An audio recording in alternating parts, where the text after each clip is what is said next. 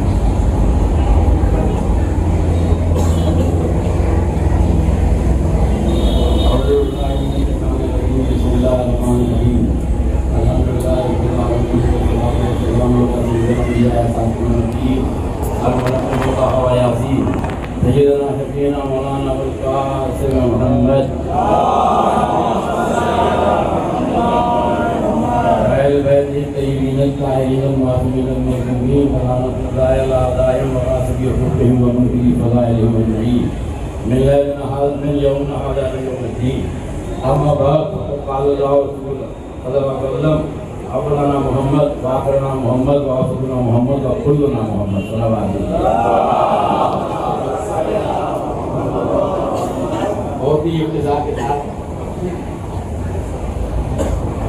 खुदा ने इरशाद फरमाया कि हमने का अव्वल भी मोहम्मद है, आखिर भी मोहम्मद है, वसत भी मोहम्मद है और कुल मोहम्मद है। लिहाजा आज ये कड़ी इन्हीं तमाम मोहम्मद के ऊपर मुनज़्ज़र है, जिसमें न सिर्फ एक मोहम्मद का तज़किरा होता है, बल्कि पहले का भी होता है, दूसरे का भी होता है, यहाँ तक कि आखिर तक का तज़किरा होता है। ये हमारी मजालिस या हमारे रिव्यू की बात के गवाह है। जब हम तज़किरा करते हैं तो सिर्फ अहले बैत का तज़किरा ही नहीं करते, रहनुमाई का ही नहीं करते, बल्कि ये तज़किरा पैगंबरों के सिलसिले से लेकर जनाब आदम तक पहुँचता है। और हमारी मजलिस और हमारी ज़ियारत दोनों के सिलसिले में ये है कि जब हम ज़ियारत पढ़ते हैं उन दोनों में ये है कि अस्सलाम वालेकुम या आदम सल्लल्लाहु, अस्सलाम वालेकुम या आदम मिन नबील्लाह, अस्सलाम वालेकुम या वाइसा इब्राहीम खलीलुल्लाह, अस्सलाम वालेकुम या वाइसा मुसा कलीमुल्लाह, अस्सलाम वालेकुम या वाइसा कलीमुल्लाह। यानी इमाम हुसैन अलैहिस्सलाम को हमने सलीके से माना है कि जनाब आदम से लेकर रसूल खुदा तक का सिलसिला इमाम हुसैन पे आता है और फिर इमाम हुसैन के बाद का आगे का सिलसिला आज तक मेहदी अदी आखिर ज़मां तक का, और उसके बाद जो सिलसिला राज़े कलाम का इमामत का। अब इमाम हुसैन सलाम के साथ वो सेंट्रल पॉइंट है कि अगर पीछे की तरफ जाएंगे तो जनाब आदम तक पहुंच जाएंगे, आगे की तरफ आएंगे तो मेहदी आखिर ज़मां तक आ जाएंगे, या यूँ समझिए कि न सिर्फ जनाब आदम तक बल्कि सिलसिला वहाँ तक जाएगा कि अव्वल मा खलक़ल्लाह नूरी, अल्लाह ने सबसे पहले मेरे नूर का खल्क़ किया। तो अब ये नूर जो खुदा का नूर था और आज जो नूर जिससे पूरी दुनिया में उजाला हो रहा है मेहदी आखिर ज़मां का, वो वही नूर है जो पहला था, वही नूर है जो आखिर का नूर है। सलावत भेजिएगा। अब इस अल्लाह में अभी हमने देखा कि करबला के अंदर रहीम हुआ, नासिर भाई मौजूद थे और तमाम लोग यहाँ मौजूद हैं। वहाँ पर हुसैनियों का एक पूरा इज्तिमा था, लाखों करोड़ों की तादाद में लोग चले जा रहे थे। इसके हाथ में देखिए झंडा इमाम हुसैन के नाम के ऊपर या अबुल फजल अब्बास लिखा हुआ, और वहाँ पर नजफ से लेके करबला तक एक ऐसा इज़्तिहाम था, ऐसा नूरानी मंजर था कि जो भी देखता था हैरत में पड़ जाता था कि इसका निज़ाम कैसे चल रहा है। पुलिस वाले, मिलिट्री वाले, खुदाम, एनजीओ, तमाम लोग, किसी को भी आप देखते सब अपने ड्यूटी पे लगे थे, लेकिन हर एक ये कह रहा था कि ये इंतजाम करने वाले हैं तो मौला हैं, उनके बगैर इंतजाम हो ही नहीं सकता। और मैंने जो वहाँ चीज़ देखी मैं आपसे पेश करना चाहता हूँ, और जिसकी गवाही लोग होंगे।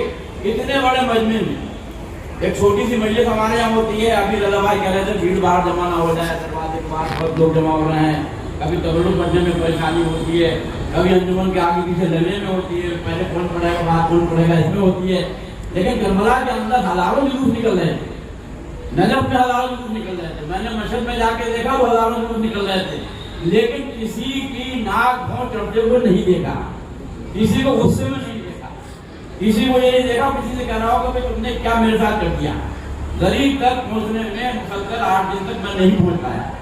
2-3 میٹر پیچھے رہتا تھا اور بعد کو مجھے موقع ملا جب تیمور نکل گیا. لیکن کسی کو میں نے یہ نہیں دیکھا کہ یہ کہتا ہو کہ بھائی تم آگے ہو آگے بڑھو تم نہیں ہٹو گے. ڈانٹ دیتا ڈپٹ دیتا اس سے مارا تھا.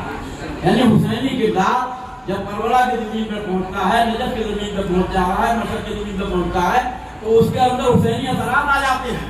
اور صبر کا استقلال کا جذبہ اس کے اندر اتنا آتا ہے کہ وہ خود پریشانی محسوس کر دیتا ہے اور یہ کوشش کرتا ہے کہ دوسرا پریشان نہ ہو. یہ ہے کربلا کا جذبہ. آپ نے دیکھا کہ سب لوگ دیکھتے کھانے پینے کا انتظام, ایک سے ایک کھانے کے لیے پینے کے لیے کولڈ ڈرنک تمام چیزیں اویلیبل. یہاں تک کہ اگر کوئی غریب ہے اور اس کے پاس کچھ نہیں تھا تو میں نے یہ دیکھا کہ بچہ کسی پیپر لیے کھا رہا, چھوٹے چھوٹے کاغذ دے رہا تھا کسی پیپر کے ساتھ بھی لے لی, اور وہ بھی نہیں تھا تو کوئی پیر ڈال رہا تھا, کوئی بارش کر رہا تھا. اگر یہ حسینی جذبہ ہمارے اندر آ جائے جو ہمارے اندر عراق میں تھا, جو ہمارے اندر ایران میں تھا, جو بھی ہم نے دیکھا, ڈاکٹر صاحب نے بھی دیکھا, خان صاحب نے بھی دیکھا, ناظر سب نے دیکھا, اگر وہ جذبہ ہم وہاں سے جا کے لے کے یہاں تک آ گئے اور ہم نے پہنچا دیا تو آزادی کا مقصد 2 مہینے 8 دن کا ایام اللہ کا مقصد کامیاب ہو جائیں گے. اور اگر ہم 2 مہینے 8 دن کے بعد بھی وہی رہے جو ایام اللہ سے پہلے سے کوئی تبدیلی نہیں آئی, اس کا مطلب ہم نے ایام اللہ میں اپنے آپ کو سپورٹ تو دیا امام کو, لیکن امام کو کرنے کے لیے یہ لاحق جو ہم چاہتے تھے وہ نہیں کرتے. ہمیں حق ادا کرنا ہے تو ہمیں دیکھنا پڑے گا کہ جو ہم جذبہ وہاں سے لے کے آئے ہیں, جو امام حسین چاہتے ہیں, جو امام حسین کے علاوہ اور احمد چاہتے ہیں, ہم اس کی سیرت پر عمل کریں.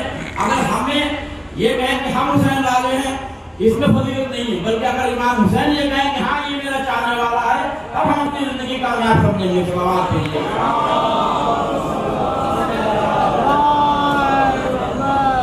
اور خالی امام حسین سے محبت دکھانے سے محبت نہیں ہو جاتی. اگر کسی نے نام کے ساتھ حسین لگا دیا تو محبت نہیں ہوگی.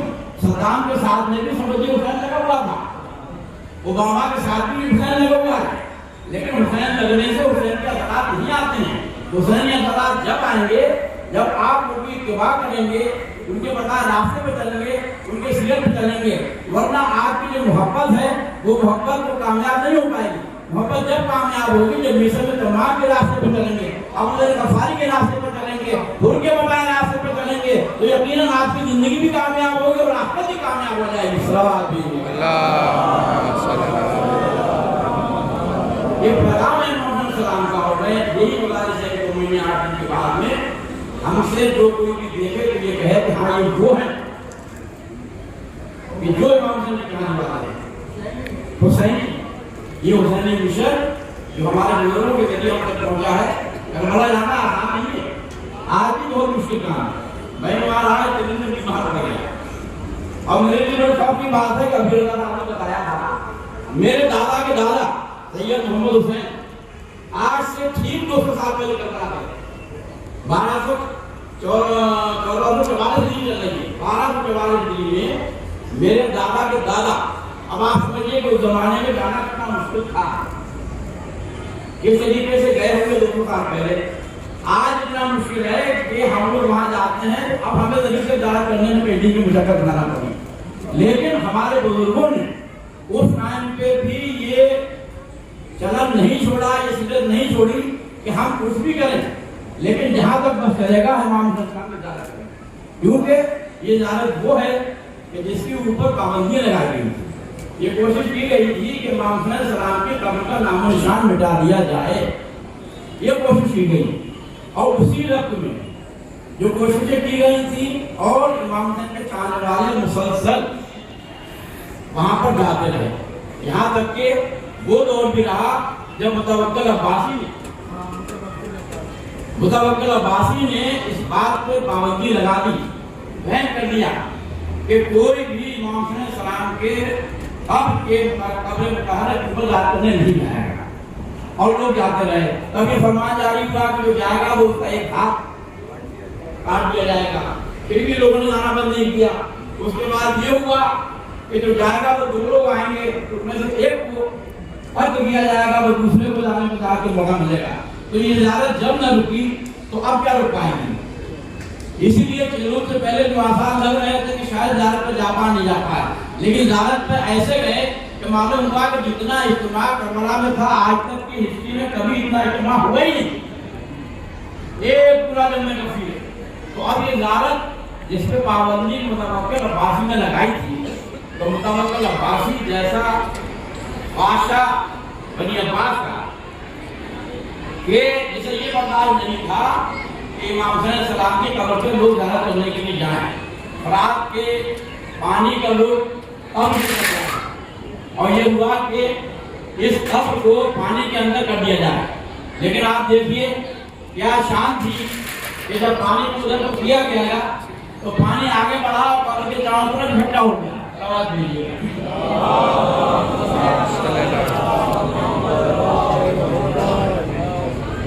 یہ قبریں وہ ہیں کہ جن کو آدمی وہاں کا پہچانے نہ پہچانے، لیکن جانور پہچانتے تھے، پرندے پہچانتے تھے۔ جہاں مولا کائنات کے اب کے اوپر جب خلیفہ عباسی پیچھا کرتے ہوئے آیا تو ہرن وہاں جا کر رک گیا، اس نے پناہ دی۔ ایسے ہی پانی جب فرات کا چھوڑا گیا تو اس پانی نے قبر کے چاروں طرف گھراؤ کیا، لیکن قبر کو ریٹرن نہیں کیا۔ پانی بھی جانتا ہے کہ قبر کی اہمیت کیا ہے، پرندے بھی جانتے ہیں کہ قبر کی اہمیت کیا ہے، لیکن متوکل عباسی نے پابندی لگائی۔ اس متوکل عباسی کے دور میں امام حسن علیہ السلام کی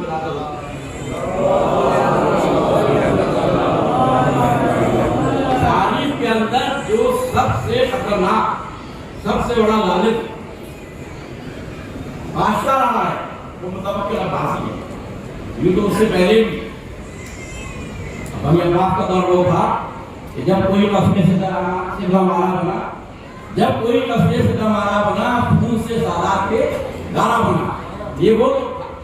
لیکن متوکل عباسی کا دور سب سے سخت دور ہے، اور اس دور میں آپ کے 11ویں امام کی ولادت 232 ہجری میں 10 ربیع الثانی کو ہوتی ہے۔ 232 ہجری 10 ربیع الثانی، 846 عیسوی اور 4 جنوری۔ اس طریقے سے اس دور میں جب اتنی زیادہ عداوت، نفرت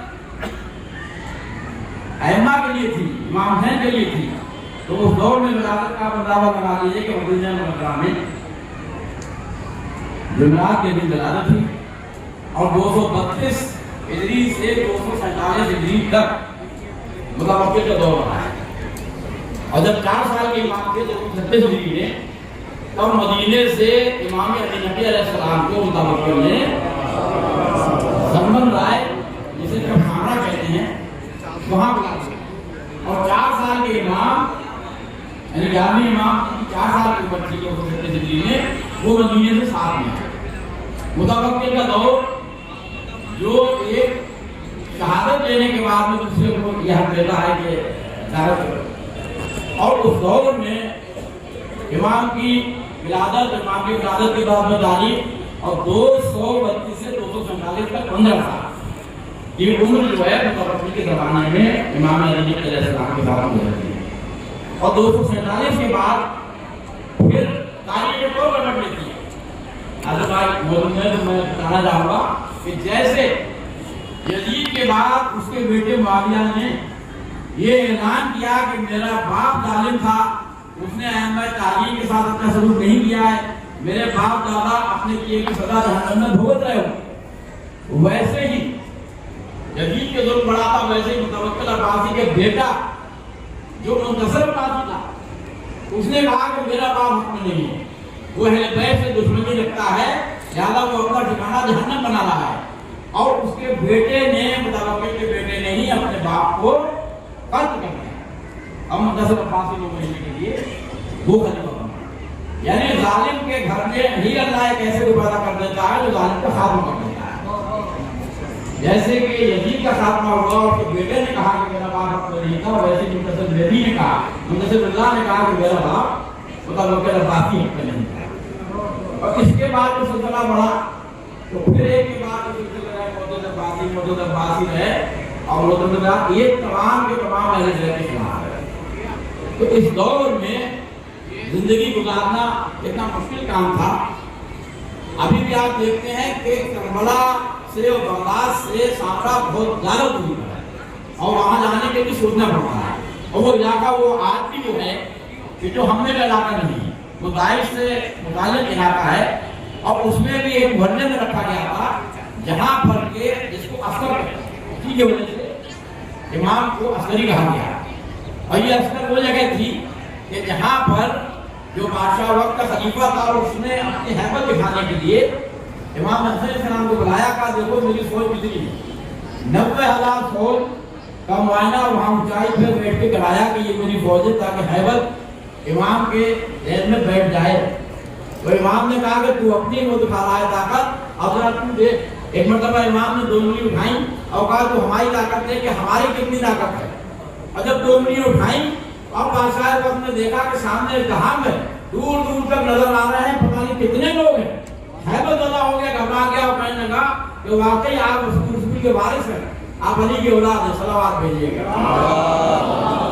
صلی اللہ محمد والے محمد۔ اس مشکل دور میں امامت کے فرائض انجام دینا بہت ہی مشکل کام تھا۔ 254 ہجری میں 10ویں امام کی شہادت ہوئی، اور 10ویں امام کی شہادت کے بعد میں 6 سال کا موقع 11ویں امام کو ملتا ہے۔ ائمہ معصومین میں سب سے کم عمر جناب فاطمہ زہرا سلام اللہ علیہ ہے، جو 18 سال بھی نہیں ہے، 18 سال سے کم۔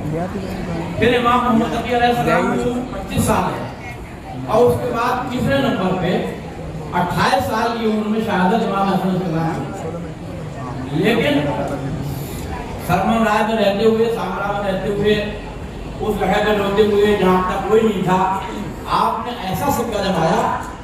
ایک واقعہ میں آپ کو سناؤں گا اور آپ کی بات کو ختم کرنا چاہوں گا کہ سامرا کے اندر قحط پڑ گیا، تمام لوگ پریشان ہو گئے۔ جو لوگ جانتے ہیں بچوں کے لیے واقعہ سنانا ضروری ہے، اور ہر طرف علماء کی بات ہونے لگی۔ جو خلیفہ تھا اس نے کہا کہ صاحب دعائیں پڑھی جائیں، قرآن شریف کی آیتیں پڑھی جائیں، لیکن پانی کہیں سے آنے بھی تیار نہیں تھا۔ یا اچانک 3 دن بعد ایک راہب آیا اور اس نے کہا کہ میں پانی برسا رکھتا ہوں، اور راہب نے آنے کے بعد میں ہاتھ اٹھایا، پانی برسنا شروع ہو گیا۔ آپ نے کمال دیکھا تو لوگوں کے اندر ایک حیران برپا ہو گیا، اور لوگ یہ سمجھنے لگے کہ جب راہب پانی برسا رکھتا ہے اس کا مطلب اس کے اندر روحانی طاقت ہے، اور یہی اصلی جو اس کے پاس وہ ہے۔ اس کے بعد پھر اس نے دوسرے دن دکھایا، اب لوگوں کے اوپر اس کا اثر ہونے لگا، خلیفہ پریشان ہوا۔ اس نے اس کے بعد بلایا امام کو، بلانے کے بعد میں کہا کہ امام وقت آپ رسول کے جانشین ہیں، یہ جو مصیبت آئی ہے اس سے کیسے نجات پائی جائے؟ امام نے کہا کہ اس سے نجات لینے میں کوئی دقت نہیں ہے، اور اس کے بعد میں امام نے بلایا، اس سے راہب کو بلایا جائے۔ ایک مرتبہ راہب آیا، راہب نے 2 ہاتھ اٹھائے اور جنانا شروع کیا کچھ، تو امام نے اپنے پاس کھڑے ہوئے اپنے مسائل سے کہا، اپنے صحابی سے کہا کہ جا کے دیکھو اس کے ہاتھ کھول کے اس کے ہاتھ میں جوتی جو لے۔ وہ کہے جانے کے بعد میں اس کے ہاتھ میں ایک ہڈی کی چھوٹی وہ لے لی، اور امام نے اس کو اپنے ہاتھ میں لیا اور اس سے کہا کہ اب تو دعا کر۔ اب انہوں نے ہاتھ اٹھائے، اب وہ بڑھا رہا ہے، دعا مانگ رہا ہے۔ جو بادل آیا تھا وہ بادل بھی اس طریقے سے چھٹ گیا کہ جیسے کہ کہیں دور دور تک پہلے بھی کوئی نام نشان نہیں تھا۔ جب یہ دیکھا اب خلیفہ کی ہکا بکا رہ گیا، لوگوں نے کہا کہ یہ کیا ہے؟ امام نے بتایا کہ راہب کے ہاتھ میں چھوٹی سی ہڈی ہے، یہ ایک پیغمبر کی ہے، یہ ایک نبی کی ہے، اور نبی کی ہڈی کی شان یہ ہے جب وہ زیر آسمان آتی ہے تو اب آنے لگتا ہے، بادل آنے لگتا ہے، پانی برسنے لگتا ہے۔ اس کے بعد میں اس ہڈی کو ایک کپڑے کے اندر لپیٹ کے دفن کیا، اور اس کے بعد اب امام نے کہا کہ اگر تم دیکھنا چاہتے ہو اسلام کی طاقت کیا ہے، دین کی طاقت کیا ہے، امامت کی طاقت کیا ہے، رسول کی طاقت کیا ہے، جانشین پیغمبر کی طاقت کیا ہے، تو اب دیکھو ایک مرتبہ امام نے ہاتھ اٹھائے، ادھر ہاتھ اٹھانا تھا کہ آسمان کے اوپر تمام طرف سے بادل چھانے لگے۔ اب جب بادل چھا گئے اور برسنا چاہتے تھے تو ایک مرتبہ لوگوں نے چلنا شروع کیا۔ تو امام نے کہا کہ ابھی تم نے یہی دیکھا ہے کہ ہم نے دعا مانگی، اللہ نے ہماری دعا کو مستجیب کیا، قبول کیا، پانی برس گیا، لیکن اب تمہیں بتانا چاہتے ہیں کہ تم یہ سمجھ لو کہ ابھی بادل جو آیا ہے یہ کوفے میں جا کے برسے گا، یہ شام میں جا کے برسے گا، یہ فلاں جگہ برسے گا، اور اب یہ بادل آنے والا یہ یہاں برسے گا۔ امام نے کہا کہ ہماری طاقت یہی نہیں ہے کہ ہم اللہ سے دعا کرتے ہیں پانی برس جاتا ہے، بلکہ ہمارے پاس یہ بھی طاقت ہے کہ ہم اس پانی کو جہاں چاہے وہاں تک پہنچا سکتے ہیں۔ صلوات کہیے گا۔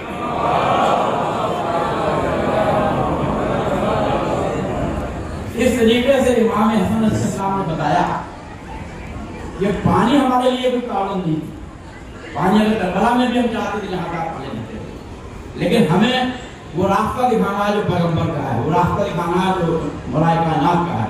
تو اس طریقے سے ان تمام پریشانیوں کو اٹھاتے ہوئے بھی امام حسن علیہ السلام نے تبلیغ کی، اور اس عہد کے واسطے، اس پانی برسنے کے واسطے لوگوں کے دلوں کے اوپر اتنا زیادہ اثر امام حسن علیہ السلام کا پڑا کہ لوگ اور زیادہ چاہنے والے بڑھنے لگے۔ جن لوگوں کو مخالفت تھی وہ بھی سپورٹ میں آ گئے۔ ادھر اس دن کے لیے بادشاہ وقت نے آزاد کیا تمام لوگوں کو جو قید میں تھے، امام حسن علیہ السلام کو بھی راحت ملی، اور اسی راحت کے درمیان یہ موقع ملا کہ آپ کی جناب جیسے صابون سے جو شادی ہوئی تھی اس سے آثار امام جمع کے وہ آثار میں ملا۔ اس طریقے سے پھر جب بات کو ہوش آیا تو دوبارہ امام حسن علیہ السلام کو قید کر دیا گیا۔ اب لوگوں کے اندر جو رجحان بڑھا تھا تو اس کے دماغ میں یہ آیا کہ اب یہ اثرات بڑھتے جائیں گے اور امام حسن علیہ السلام کو کسی طریقے سے کہ دنیا سے ختم کر دیا جائے۔ لہذا خبردار امام اس معتمد عباسی نے جو اس وقت خلیفہ تھا اس نے ایک ربیع الاول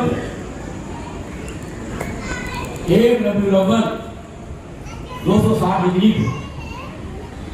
امام حسن علیہ السلام کو زہر دلایا، اور زہر دلانے کے بعد اپنے آپ خاموشی طے کیا۔ زہر کا اثر ہونا تھا 1 تاریخ سے لے کے 8 تاریخ تک 11 امام تڑپتے رہے، پریشان رہے، وہ جگہ وہ تھی جہاں کوئی چاہنے والا نہیں تھا۔ 8 ربیع الاول کو امام کو اس دنیا سے رخصت ہونا پڑا، امام کی شہادت ہوئی، چاہنے والے اکٹھے ہوئے کیونکہ لوگوں کے ذہن پر اثر ہو چکا تھا، تمام لوگ روتے پیٹتے آئے، یہاں تک کہ خلیفہ وقت کے بھائی نے بھی کہا کہ ارے ان کو زہر نہیں دیا گیا تھا، یہ اپنی موت پڑے ہیں۔ لیکن جس طریقے سے امام رضا کی شہادت سامنے تھی، جس طریقے سے اور اماموں کی شہادت سامنے تھی، لوگوں نے کہا امام حسن علیہ السلام کو زہر دیا گیا ہے اور یہ زہر سے شہید کیے گئے ہیں۔ لہذا تمام لوگ جمع ہوئے اور کہا کہ ہم جنازے کو شان و شوکت سے اٹھائیں گے، دفن کریں گے۔ جنازہ امام حسن علیہ السلام کا چلا، ایک مرتبہ کاندھے پہ چاہنے والے لے کے چلے، جنازہ آگے بڑھ رہا تھا، بڑھنے کے بعد ایک جگہ پر رکا اور نماز جنازہ کے لیے بادشاہ کا بھائی چاہتا تھا کہ نماز پڑھائے۔ ایک مرتبہ جعفر طباع آگے بڑھے، انہوں نے کہا میرے بھائی کا جنازہ ہے، میں جنازہ پڑھاؤں گا۔ کہ اچانک ایک بچہ نمودار ہوا، کہے چچا یہ حق آپ کا نہیں ہے میرا ہے، ارے میرے بابا میرے سر سے چلے گئے ہیں، میں نماز جنازہ پڑھاؤں گا۔ میں کہوں گا اے امام زمانہ آپ نے اپنے باپ کی نماز جنازہ پڑھائی، تمام چاہنے والے اکٹھے ہوئے، شیعانے جمع ہو گئے، ماتم ہوا، ماتم برپا ہوا۔ ذرا کربلا میں آ کر دیکھیے آپ کے جد امام حسین لاشا پڑا ہوا ہے۔ عصر عاشور کے بعد ایک مرتبہ سید سجاد نے کہا اے بھوپی اماں ذرا خیمے کا پردہ ہٹائیے۔ ایک مرتبہ پردہ ہٹایا، کہا السلام علیکم یا ابا عبداللہ، السلام علیکم یا ابن رسول اللہ۔ اس کے بعد امام کی لاٹ بے گوڑ و کفن پڑی رہی۔ امام حسن عسکری آپ کے جنازے کو کندھا دیا گیا، نماز جنازہ ہوئی، لیکن آپ کے جج کو 11 محرم کو بھی دفن ہونے کا موقع نہ ملا۔ ادھر سے سیدانیوں کو گزارا گیا جہاں امام کا لاشا پڑا تھا۔ جناب زینب نے ایک مرتبہ کہا اے بھیا اگر میرے سر پہ چادر ہو